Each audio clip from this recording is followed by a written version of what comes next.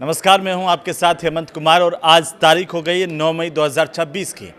इस पर आज सबसे बड़ी अपडेट अमेरिका ईरान युद्ध को लेकर के जो आ रही है वो आ रही है बातचीत की। और आज के इस वीडियो में इसी को हम समझेंगे और विस्तार से बताएंगे कि आखिरकार पिछले 24 घंटों में अमेरिका ईरान के बीच में क्या कुछ चला है, क्या कुछ हुआ है। लेकिन सबसे पहले जब हम बातचीत की बात कर रहे हैं तो सबसे बड़ी अपडेट यह है कि अमेरिका और ईरान अगले सप्ताह फिर से पाकिस्तान के इस्लामाबाद में बातचीत के लिए इकट्ठा हो सकते हैं, मिल सकते हैं और बातचीत कर सकते हैं।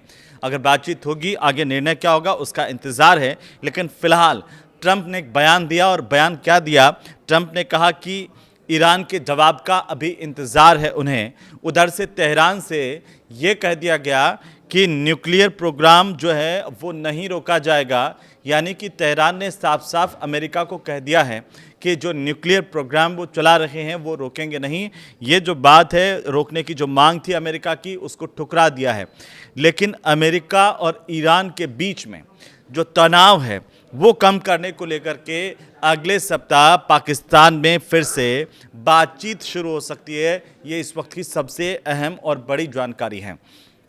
अब आप सोच रहे होंगे कि क्या इस बातचीत से कोई रास्ता निकल जाएगा।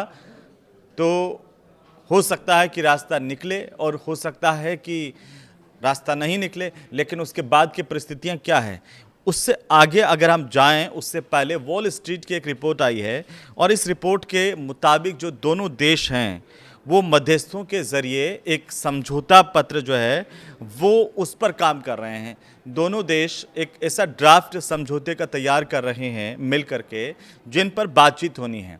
पहले क्या हुआ था कि पहले जिस तरीके से बातचीत के दौरान अमेरिका की गीदड़ भभकियाँ, ईरान पर दबाव की रणनीति, ये तमाम चीज़ें, और उस दौरान ईरान ने कह दिया कि भाई ऐसे हालातों में हम दब करके किसी के दबाव में आकर के बातचीत नहीं करेंगे। लेकिन अब एक अच्छी बात क्या हुई है कि ये दोनों देश अमेरिका ईरान अपने मध्यस्थों के साथ मिलकर के एक साझा ड्राफ्ट तैयार कर रहे हैं कि जिन बिंदुओं पर बातचीत हो, और इस ड्राफ्ट पर काम कर रहे हैं जिसमें 1 महीने तक चलने वाली यह जो औपचारिक वार्ता है इसका रास्ता खुल सकता है। अब आप देखेंगे कि ये 1 दिन में बातचीत हो जाए और कोई समाधान निकल जाए, ऐसा रास्ता दिख नहीं रहा। लेकिन ये बात दुनिया के साथ साथ अमेरिका और ईरान भी जानते हैं और इसीलिए करीब 1 महीने की एक्सरसाइज करने की बात कही जा रही है। रिपोर्ट ये कह रही है कि अमेरिका की तरफ से 14 बिंदु प्रस्तावित किए गए हैं इस ड्राफ्ट में, और इसमें ईरान के परमाणु कार्यक्रम का बिंदु भी है, हॉर्मुज स्ट्रेट में तनाव को कम करने वाला बिंदु भी शामिल है, और साथ ही साथ ईरान के जो एनरिच्ड यूरेनियम है उस भंडार को किसी दूसरे देश में भेजने की बात भी है। तो इन बिंदुओं पर पहले बात होगी और साझा बातचीत में आगे के जो बिंदु हैं उन पर भी चर्चा हो पाएगी। इसमें एक लंबा वक्त लगेगा, इसके लिए इंतज़ार करना पड़ सकता है। करीब करीब 1 महीने तक ये बातचीत चल सकती है। इस तरह की जानकारी, इस तरह की खबरें इस रिपोर्ट के माध्यम से आई है।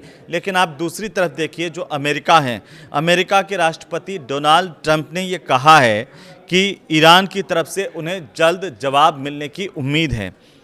अगर बातचीत आगे बढ़ी तो सीज़ फायर को और ज़्यादा लंबा किया जा सकता है। वहीं अल जजीरा की एक रिपोर्ट है कि ईरान ने ये कह दिया कि वो अपने न्यूक्लियर प्रोग्राम को या फिर हाईली एनरिच्ड जो यूरेनियम है उस पर कोई भी समझौता नहीं करेगा। जो अमेरिका कह रहा था कि ईरान में जो एनरिच्ड यूरेनियम है उसे किसी दूसरे देश में भेज दें, उस पर भी इनकार कर दिया ईरान ने। और ईरान ने इस बात पर भी इनकार कर दिया कि वो अपना न्यूक्लियर प्रोग्राम किसी दूसरे देश के दबाव में आकर के रोक दे। ये हालांकि जो मीडिया रिपोर्ट्स है उसमें ये दावा किया जा रहा है ईरान के इस वक्तव्य को लेकर के। लेकिन पिछले अगर 24 घंटे की अपडेट्स को हम देखते हैं इस पूरे मामले पर, तो ईरान ने ये कहा है कि हॉर्मुज में अगर दखल दिया तो जंग फिर से शुरू हो जाएगी। हॉर्मुज पर पेज जो है वो पेज फंसा हुआ है, और ईरान ने अमेरिका को ये चेतावनी दी है बाकायदा कि उसने अगर हॉर्मुज स्ट्रेट में फिर से दखल दिया तो इलाके में दोबारा युद्ध शुरू हो सकता है। अमेरिका ने ये दावा किया कि 70 से ज़्यादा जहाज़ों को रोका गया, और यूएस का जो सेंट्रल कमांड है उसने कहा कि 70 से ज़्यादा जहाज़ों को ईरानी बंदरगाहों तक पहुंचने या वहां से निकलने से रोका है। अमेरिका के मुताबिक इन जहाज़ों में अगर हम बात करें तो करीब करीब 13 अरब डॉलर से ज़्यादा की कीमत का तेल भरा हुआ था। तेल ले जाने की क्षमता थी इन जहाज़ों में, जिनको रोक दिया गया। लेकिन ईरान ने कहा कि आप अगर फिर से दखल देंगे तो जंग फिर से शुरू हो जाएगी।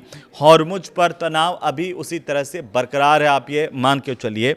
और सबसे बड़ी अपडेट जो है वो यूएई पर भी आई है, जहां पर मिसाइल और ड्रोन से हमलों का दावा किया जा रहा है कि यूएई ने ये बयान दिया है, कहा है कि ईरान ने 2 बैलिस्टिक मिसाइल और साथ ही 3 ड्रोन उन पर दागे हैं, जिससे उनके एयर डिफेंस सिस्टम ने हवा में उनको तहस-नहस कर दिया।